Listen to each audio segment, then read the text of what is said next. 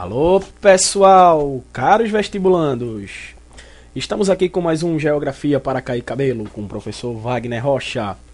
E aí vai a primeira questão.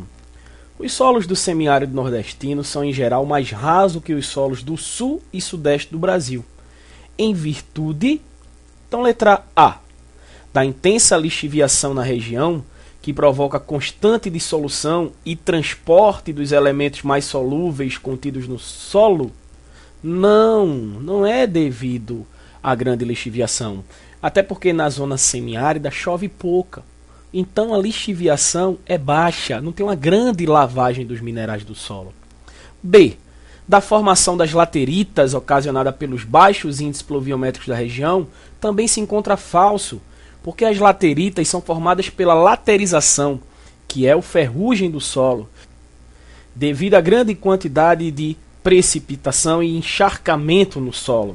Letra C, do aumento da acidificação que compromete o uso do solo para as atividades agrárias? Não, porque a acidificação não depende da profundidade do solo. Existem solos rasos que são ácidos e existem solos profundos que também são ácidos. D, da fraca pluviosidade e da elevada evapotranspiração da região? Sim, porque a zona semiárida tem chuvas escassas, mal distribuídas e irregulares. Então, uma baixa pluviosidade também ocasiona uma menor diminuição do intemperismo químico ou da meteorização química, ocasionando assim um solo mais raso. Então, a resposta certa seria a letra D. E a letra E diz: da diminuição de nutrientes, minerais e orgânicos decorrente do clima seco e quente? Também está falso, pois o solo do semiárido é rico em nutrientes minerais e pobre em nutrientes orgânicos, devido à baixa lixiviação. Ou seja, se tem pouca lavagem do solo, consequentemente os minerais ficam mais concentrados na parte superficial. Vamos lá, vestibulandos, para a segunda questão do Pra Cair Cabelo. Observe a figura abaixo. Então, na figura, percebemos aí a formação das rochas. As rochas são formadas a partir da consolidação do material magmático. E temos basicamente três tipos de rochas. As rochas magmáticas ou ígneas. A palavra ígnea significa fogo. Temos as rochas metamórficas, que são rochas que sofrem metamorfismo na forma.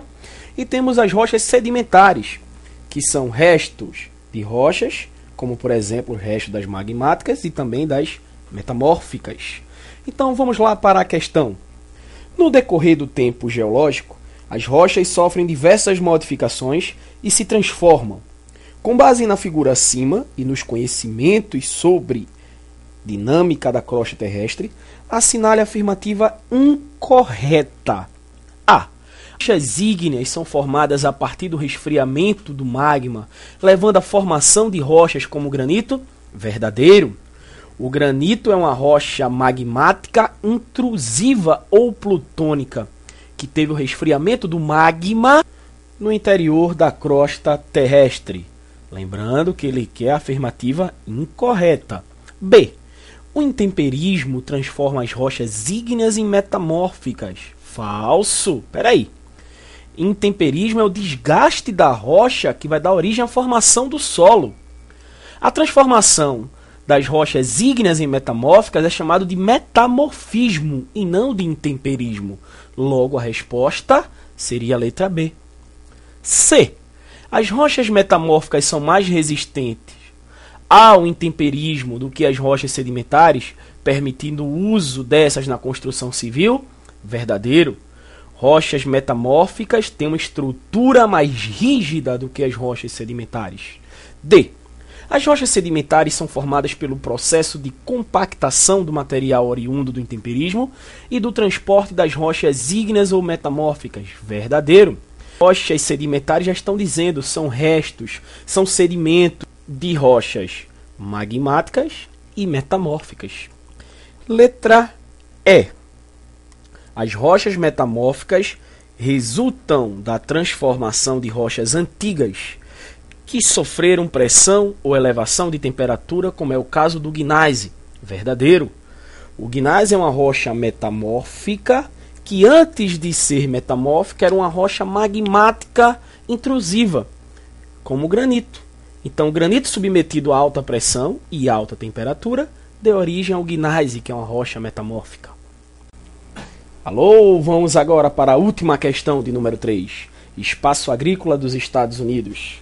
Um mapa bem bonito aí, mostrando as principais áreas agrícolas dos Estados Unidos, numeradas de 1 a 7. Então vamos lá, dar uma olhadinha aí na parte 1. Essa parte 1 também é chamada de Dry Farming, que fica na Califórnia. É uma área de fazenda irrigada com a tecnologia de ponta e alta produtividade de frutas. A área 2 é chamada de Ranching Belt. Então fica aí no Velho Oeste. E é uma área de grande criação da pecuária extensiva. A área 3, temos a presença aí do trigo, que é um elemento importante na mesa norte-americana. O número 4, pegamos aí uma parte mais ao nordeste dos Estados Unidos, próximo aos Grandes Lagos, e temos uma área chamada aí de Green Belt, que significa cinturão verde. É aí que nós temos uma pecuária do tipo intensiva, temos aí a chamada hortifrutigranjeiro, temos aí um cinturão de laticínios, que é voltado para o mercado interno e para o consumo da população. Lembrando que a população norte-americana é mais concentrada no Nordeste, que também é a parte mais rica e do ponto de vista industrial também mais antiga. É a zona chamada de Manufacturing Belt, ou cinturão das indústrias. Logo no 5 nós temos aí o chamado Corn Belt, ou seja, o cinturão do milho, que também é outro produto importante na mesa norte-americana. Temos aí no 6 uma zona que é chamada de Cotton Belt, ou seja, o cinturão do algodão mais ao sul dos Estados Unidos. E temos o número 7, onde nós temos aí a ilha da Flórida, que é uma importante zona de fruticultura. É tanto que existe uma frase muito comum nos agronegócios, que é assim: geada na Flórida, alegria para os brasileiros, porque o Brasil se destaca como o maior produtor de suco de laranja do mundo. Então vamos à questão. Trigo. As áreas especializadas configuram 2 cinturões, no médio do vale do rio Missouri, trigo da primavera, e nas pradarias centrais, trigo de inverno. Essas terras mais baratas estão ocupadas por grandes fazendas, que alcançaram elevados índices de produtividade. Milho. Os Estados Unidos produzem mais de 40% do milho colhido no mundo. O cultivo de milho, matéria-prima básica das indústrias de ração, animal e de óleos vegetais, destina-se a abastecer tanto o mercado interno quanto o mercado mundial.